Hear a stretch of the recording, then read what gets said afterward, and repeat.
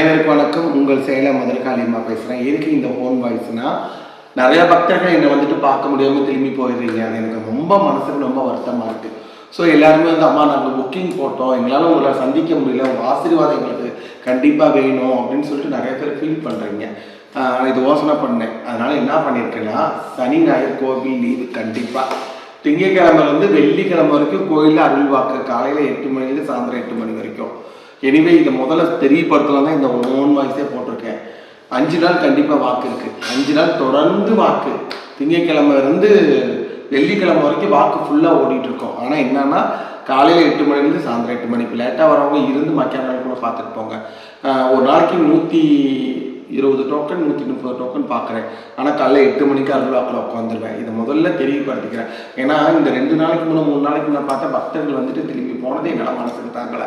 அதேமாதிரி நான் வந்து உடம்பை ரொம்ப கெடுத்துக்கிறேன். உங்களுக்கு வந்து வாக்கில் உட்காந்து தொடர்ந்து அருள்வாக்கு பார்த்துட்டு இருக்கனால எனக்கு உடம்புக்கு ரொம்ப கெட்டு போயிடுது. ஸோ இதுனா காலையில் 8 மணி சாயந்தரம் 8 மணினா நான் பாட்டுக்கு வீட்டுக்கு போயிடுவேன். நான் மறுபடியும் நாளைக்கு காத்தால குளிச்சுட்டு ஃப்ரெஷ்ஷாக ஆகி வந்துடுவேன். உங்களுக்கும் ஒரு இது கூடிய சீக்கிரம் செட்டு வேலை நடந்துகிட்ருக்கு. செட்டு வேலை கூடிய சீக்கிரம் போட்டுருவாங்க. எல்லாமே கூடிய சீக்கிரம் ஒவ்வொரு விஷயம் நடந்திருக்கு. கோயிலில் நிறைய மாற்றங்கள் இருக்குது. என் வாழ்க்கையிலையும் மாற்றம் வரப்போகுது கூடிய சீக்கிரம். எனவே இதெல்லாம் நீங்கள் தெரிஞ்சுக்க போகிறீங்க. நம்ம பக்தர்கள் எல்லாம் தெரிஞ்சுக்க போகிறீங்க. என்னுடைய வாழ்க்கை எப்படி மாறப்போகுதுன்னு மதுரகாளி கையில் தான் ஒப்படைச்சிருக்கேன். என்னோடய கோவில் மாறிட்டுருக்கு. மல்ல மக்களுக்கு ஷெட்டு போட போகிறோம்.